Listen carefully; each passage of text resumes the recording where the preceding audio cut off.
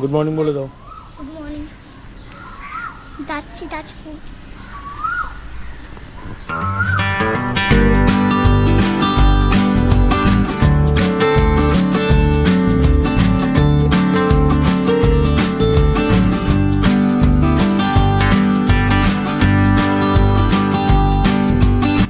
Almost সবাই চলে এসছে, একটা ছোট ব্রিফিং করে আমরা বেরিয়ে পড়বো।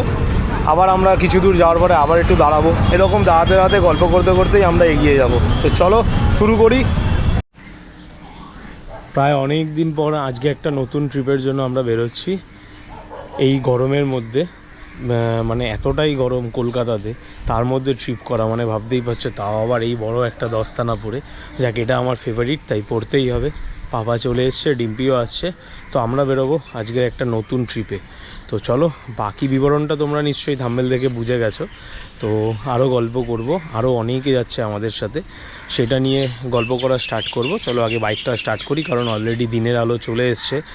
কারণ আমাদের বেরোনোর কথা ছিল অন্ধকারে, বাট লেট হতে হতে হতে হতে সূর্য উদয় হয়ে গেছে।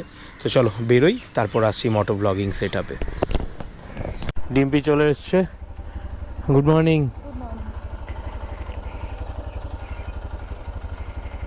চলো, যাবে না তুমি?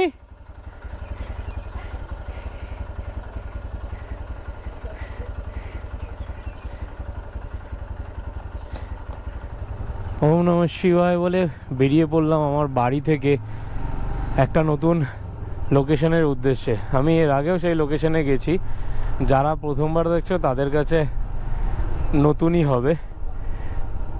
হরি ওম নমঃ শিবায়। হ্যাঁ, আমি করে নিয়েছি অলরেডি। সবাই মোটামুটি যার যার বাড়ি থেকে বেরিয়ে পড়েছে। আমরা সবাই একটা নির্দিষ্ট লোকেশানে অ্যাড করাবো সবাইকে, করিয়ে দেন আমরা চলে যাব আমাদের তাজপুর লোকেশনে। হ্যাঁ, আজ আমরা তাজপুর ঘুরতে যাচ্ছি জাস্ট একটা রাত্রিরের জন্য। এই গরমে অনেক দিন কন্টিনিউ অফিস করছি, আর তার মাঝখানে যদি একটা রেস্টের দরকার লাগে তো ডেফিনেটলি আমরা একটা সমুদ্র সৈকতই বেছে নিই। তার মধ্যে তাজপুর হচ্ছে একটা অন্যতম জায়গা। তো চলো আরও গল্প করব।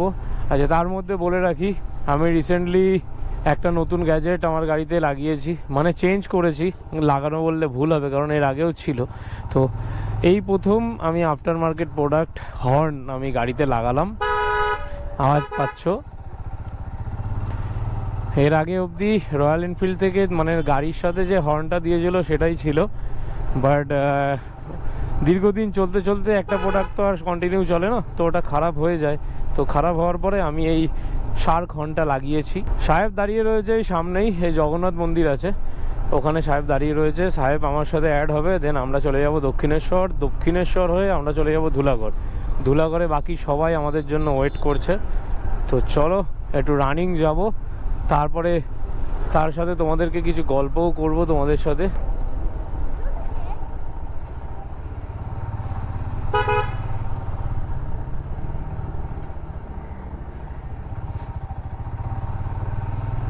হলো সাহেব, দেখতে পাচ্ছ লুকিং গ্লাসে। ও এনটর্ক নিয়ে রাইড করে আমাদের সাথে। এনটর্ক নিয়ে ও একটা ইতিহাস গড়বে আগামী বছরে, ও লাদাখ কমপ্লিট করবে। সাহেবও আমাদের সাথে যাচ্ছে তাজপুর, তারপর আরও রয়েছে সামনে সবাই দক্ষিণেশ্বরে ওয়েট করছে, আর বাদ বাকিরা ধুলাগড়। তো চলো দক্ষিণেশ্বর অবধি আগে টেলে চলে যাই, তারপরে তোমাদের সাথে গল্প করব।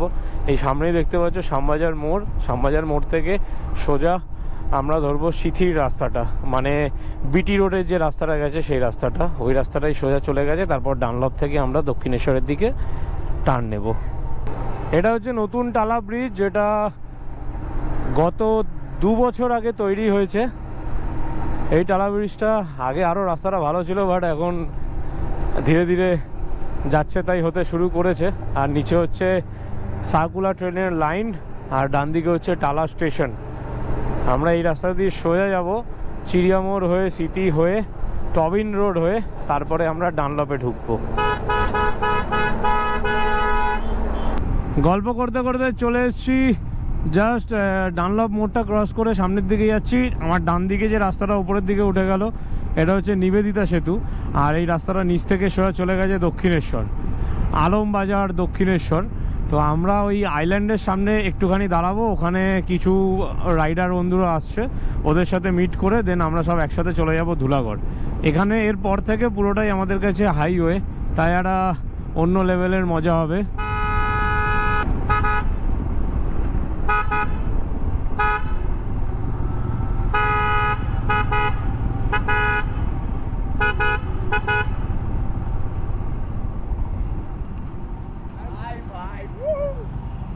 চ বেরো।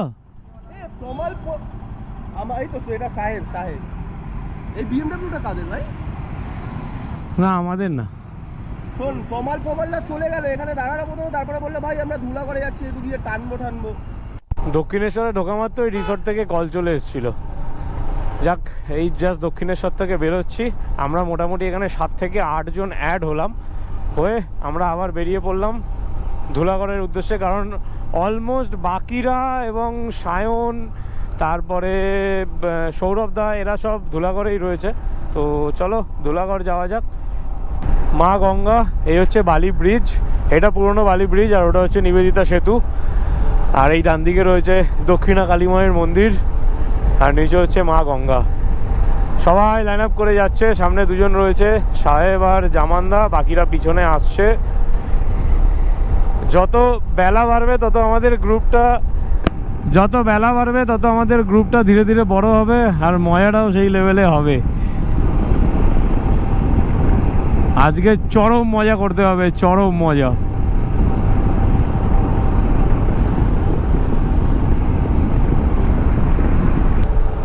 ফাইনালি আমরা NH-16 উঠে গেলাম।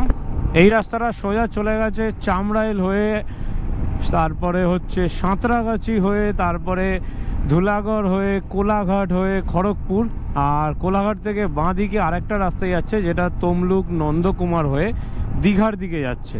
সেই রাস্তাটা আমাদের জন্য দাঁড়িয়ে রয়েছে, কখন আমরা ওই রাস্তা দিয়ে যাব। এবং শুধু যাব তাই না, তার সাথে সাথে তোমাদেরকে শেয়ার করব রুট ম্যাপটা।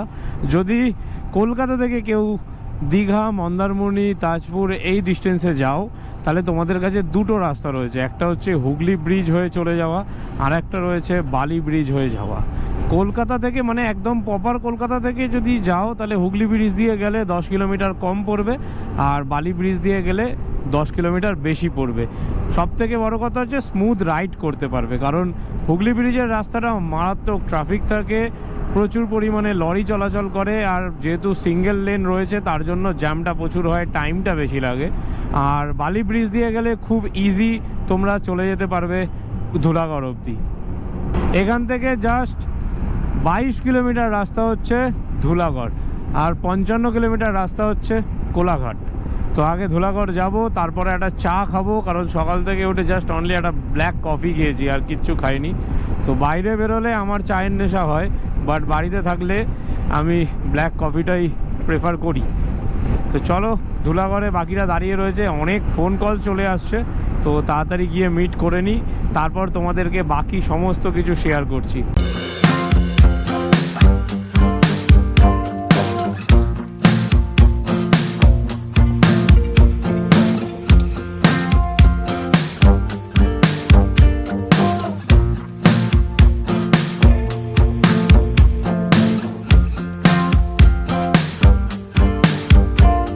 সময় হয়ে গেছে এখন 5:44, আর আমার বাঁ দিকে রয়েছে জালান কমপ্লেক্স, আর আমার সামনে জাস্ট 500 মিটারের মধ্যেই রয়েছে জালান টোল প্লাজা, মানে ধুলাগড়ি টোল প্লাজার আরেকটা নাম হচ্ছে Jalan Dhulagori toll plaza. Toll প্লাজাটা জাস্ট ক্রস করব, করেই একটা লোকেশন রয়েছে, ওখানে আমরা প্রত্যেকবারই এসে দাঁড়াই এবং সবাই মিলে মিট করি। বিভিন্ন রাইডাররা ওখানে এসে মিট করে, তো আমরা ওখানে গিয়ে মিট করব, দেন সবাই একসাথে হয়ে একটা সিঙ্গেল লাইন আপ করে দেন আমরা বেরিয়ে যাব তাজপুরের উদ্দেশ্যে। শুধু আমরা কেন, আজ অনেকে যাচ্ছে তাজপুর।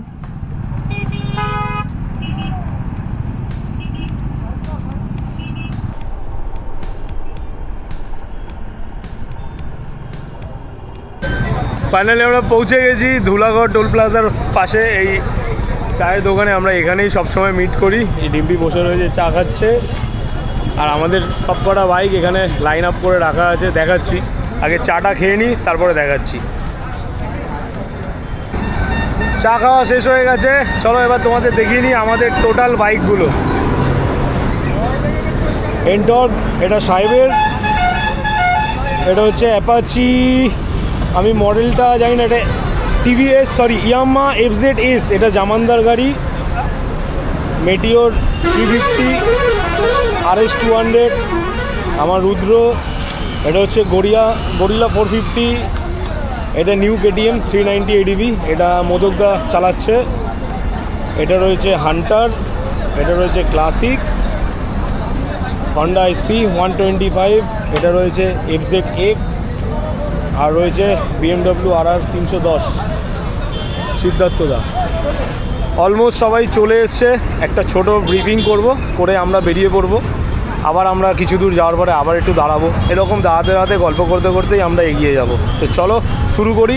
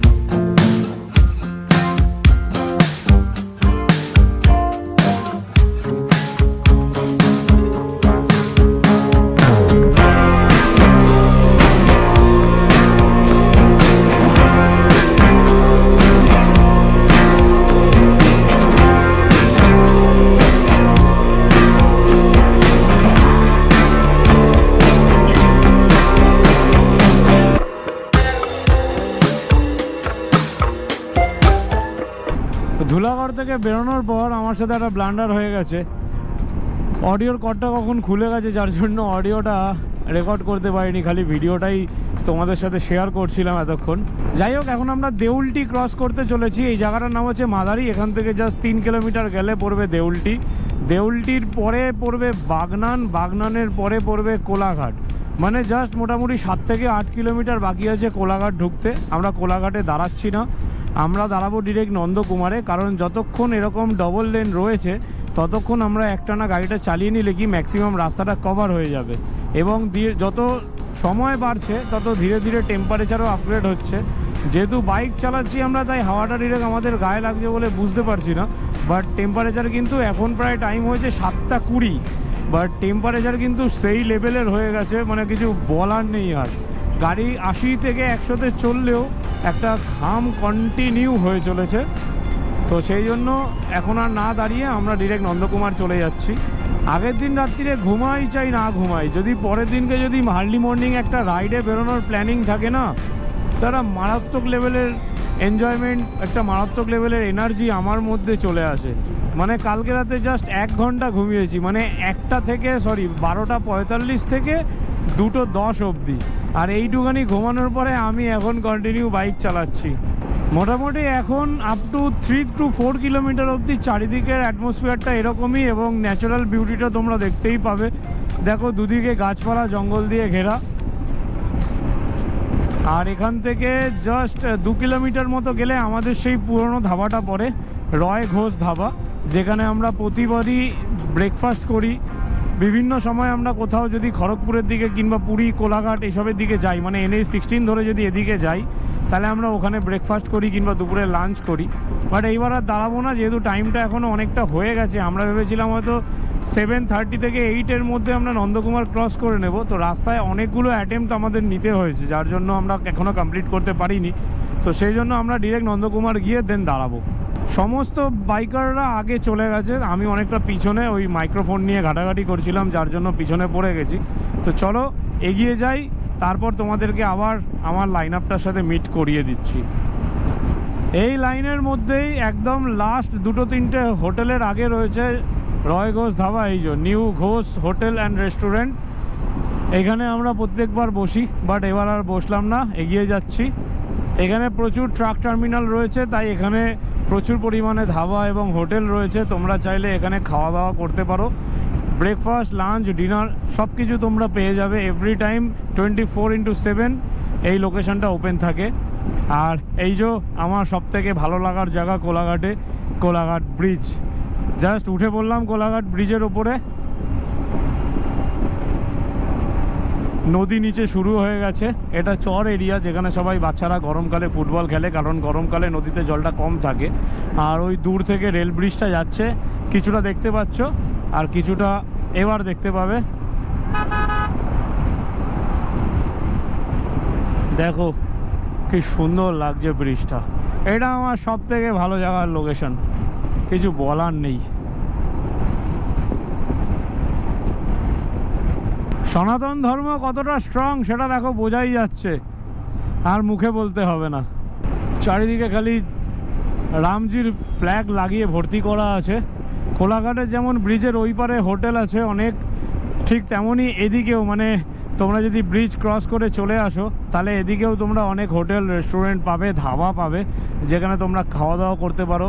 টপ টপ ফেমাস ধাবাগুলো সব ব্রিজের এই পারেই রয়েছে, যেমন মেহকে পাঞ্জাব, সরি শেরে পাঞ্জাব। মেহকে পাঞ্জাব তো আমাদের কলকাতাতেই আছে। শেরে পাঞ্জাব ধাবা, তারপরে হচ্ছে আমিনিয়া রেস্টুরেন্ট, পাঞ্জাবি ধাবা, ব্যাঙ্কোয়েট, বার, এই সমস্তটাই তোমরা এখানে পেয়ে যাবে। আর এখান থেকে রাস্তার দুটো ভাগ হয়ে গেছে। এই সামনে দেখো গ্রিন বোর্ড আছে, এখান থেকে রাস্তা দুটো ভাগ হয়েছে। বাঁদিকে যে রাস্তাটা গেল সেই রাস্তাটা চলে যাচ্ছে মন্দারমণি, তাজপুর, দীঘার দিকে, মানে নন্দকুমারের দিকে। এ দেখো লেখা রয়েছে হলদিয়া। আর সোজা রাস্তা চলে যাচ্ছে খড়গপুরের দিকে, যেই রাস্তাটা ডেবরা হয়ে খড়গপুর যাবে। খড়গপুর থেকে আবার ভাগ হয়ে বিভিন্ন আলাদা আলাদা রাস্তায় চলে যাবে। তো আমরা বাদিকের রাস্তাটা নেব। সমস্ত গাড়িগুলো বাদিকে ঢুকছে, আমাদের বাইকগুলো অলরেডি চলে গেছে।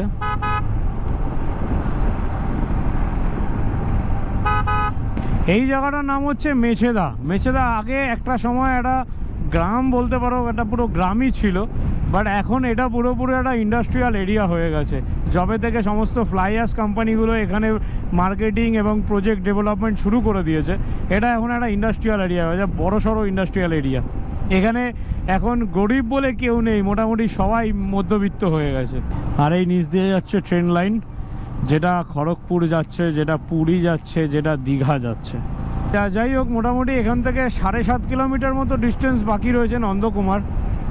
7.5 কিলোমিটার মতো চলে গেলে আমরা একটা গোল আইল্যান্ড পাবো, ওখান থেকে ডান দিকে ঘুরবো। তারপর আমাদের বাদিকে একটা লোকেশন আছে যেখানে আমরা মোটামুটি সবাই মিলেই দাঁড়াই ওখানে, এবং ওখানেই আমরা ব্রেকফাস্ট করব এবার প্ল্যান করেছি। তো চলো আমরা ওই লোকেশানেই যাচ্ছি। অলমোস্ট সবাই পৌঁছে গেছে, কেউ বাকি নেই, শুধু আমরা 2-4 জন পিছনে রয়েছি যারা বাকি রয়েছে। তো চলো যাই। এই এত সুন্দর রাস্তা নন্দকুমারের পর থেকে পুরোপুরি মিস করব, কারণ নন্দকুমারের পরে একটাই রাস্তা, ওই একটা রাস্তা থেকেই গাড়ি যাবে এবং আসবে, যার জন্য স্পিড যে 80-100-এ চালাচ্ছিলাম এতক্ষণ, সেটা আর পারবো না। জাস্ট নন্দকুমার মোড় ক্রস করছি। নন্দকুমার মোড়ের সামনে বিশাল বড় একটা অবরোধ, একটা লরি আর একটা বাসের মধ্যে বিশাল ঝামেলা হচ্ছে।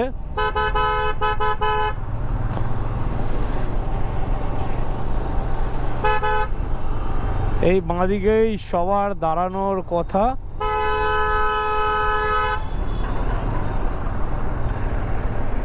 দেখা যাক কোথায় আছে, একটু খুঁজে নিতে হবে।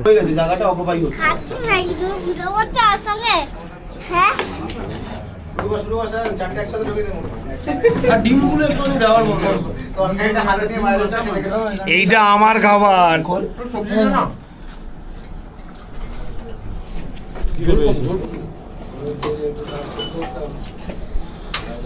হ্যাঁ ভিডিওটা করছিস কিন্তু খাচ্ছি তো ভালো খাচ্ছিস। এবার বাইরে বেরিয়ে কেন খাবে?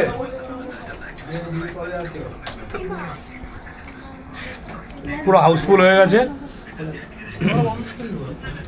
আমাদের hotel Agamani hotel and fast food, breakfast করলাম। এখন টাইম হয়ে গেছে মোটামুটি 9:30।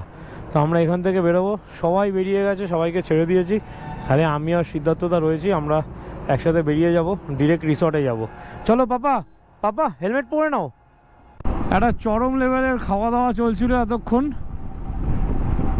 সবাইকে আগে পাঠিয়ে আমিও বেরিয়ে পড়েছি একদম সবার পিছনে।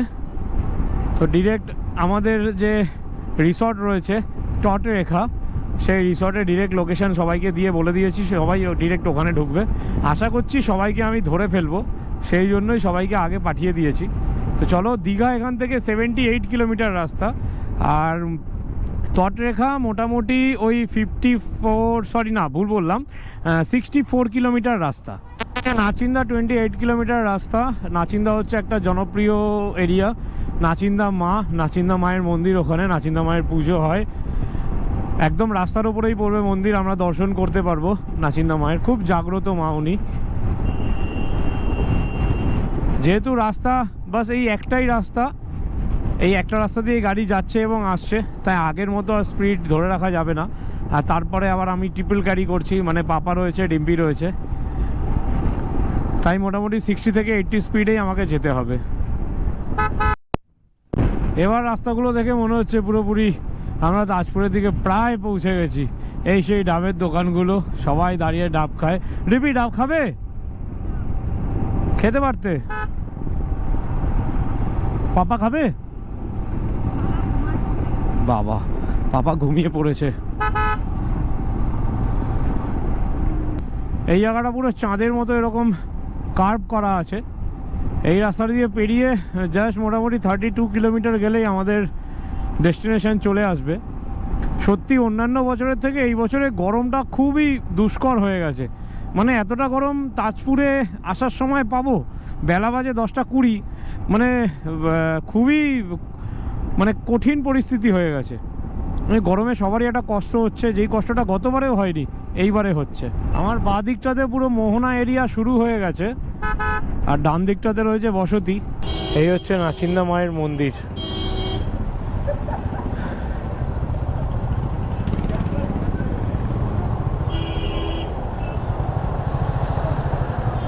এই মন্দির এরিয়ার জন্যই একটু জামটা বেশি।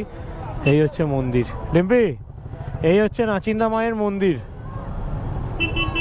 এখানকার সব থেকে জাগ্রত মন্দির।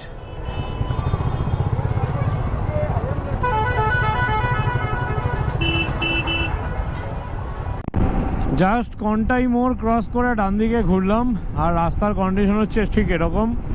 প্রচণ্ড টেম্পারেচার হাই, আর তার সাথে প্রচণ্ড ট্রাফিক জ্যাম, যেহেতু আজকে স্যাটারডে। আর সবথেকে বেশি ট্রেন্ডিং হচ্ছে এখন পুরীর জগন্নাথ টেম্পল, যেটা এখন দীঘাতেও তৈরি হয়ে গেছে। সেই জন্য ভিড়টা খুব বেশি রয়েছে। গরম যতই হোক, বাইকের প্রেশার প্রচুর রয়েছে। যারা মনে করছো কি আসবে, কিংবা ভেবে নিয়েছো যে আসবে, একটা ডেট প্ল্যান করেছো, তাদের উদ্দেশ্যে বলবো একটু আর্লি মর্নিং দীঘাতে কিংবা তাজপুরে তোমাদের যেখানেই প্ল্যান আছে ঢুকে পড়ার চেষ্টা করো, নইলে প্রবলেম হতে পারে গরমের জন্য। ফাইনালি আমরা প্রায় পৌঁছে গেছি। এই যে দেখো মন্দারমণি লেখা রয়েছে, আর একটুখানি গেলেই চাউলখোলা, জাস্ট 1 কিলোমিটার। আর এখান থেকে তাজপুর মানে বালিশাইয়ের ডিস্টেন্স হচ্ছে 7 কিলোমিটার। আমরা চাইলে চাউলখোলার ভেতর দিয়ে চলে যেতে পারি, বাট রাস্তাটা অনেকটা ন্যারো এবং প্রচুর স্টিপ রয়েছে, যার জন্য লেট হবে। তো আমরা বালিশাই হয়েই যাব, কারণ আমাদের আরও যারা রাইডার রয়েছে তারা বালিশাই হয়েই গেছে, কিংবা হয়তো বালিশাইয়ের মুখে দাঁড়িয়ে রয়েছে। বাকি আমরা সব একসাথে যাচ্ছি। ফাইনালি পৌঁছালাম। গতবার 10টায় পৌঁছেছিলাম, এইবার 11টা বাজলো। এখানকার টেম্পারেচার আলাদা, বাট যতক্ষণ না রিসর্টে পৌঁছাবো ততক্ষণ ঠিকঠাক বুঝতে পারবো না। কারণ প্রথমত আমরা তো খাওয়া দাওয়া করেছি, তাই শরীরের টেম্পারেচারটা একটু বেশি হাই হয়ে রয়েছে। আর দ্বিতীয়ত যেহেতু এতক্ষণ ধরে বাইক চালাচ্ছি, তাই শরীরের টেম্পারেচার অন্যরকম হয়ে রয়েছে। এই রাস্তার দুদিকে যে গাছগুলো হয়ে রয়েছে সোজা, আর তার মাঝখান থেকে আকাশটা দেখা যাচ্ছে, বীভৎস সুন্দর লাগছে, বলে বোঝানো যাবে না। আর তার মধ্যে এরকম করা রোদ্দুরেও একটা ঠান্ডা হাওয়া এবার উপভোগ করতে পারছি। যেহেতু গাছগুলো রয়েছে তাই ছাওয়াটা পড়েছে, আর সেই ছাওয়ার মধ্যে দিয়ে আমি যাওয়ার চেষ্টা করছি যাতে পাপার গায়ে রোদ্দুরটা বেশি পরিমাণে না লাগে। এই হচ্ছে বালুশাই মোড়, এখান থেকে সোজা চলে যাচ্ছে দীঘা, আর এই রাস্তাটা চলে যাচ্ছে তাজপুরের দিকে।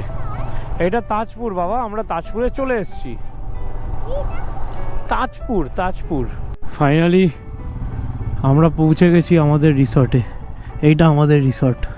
এদিক থেকে আবার নতুন একটা রিসর্টের রাস্তা হয়েছে। না না, এই জায়গাটা বড় ছিল আরো, এখন ছোট হয়ে গেছে।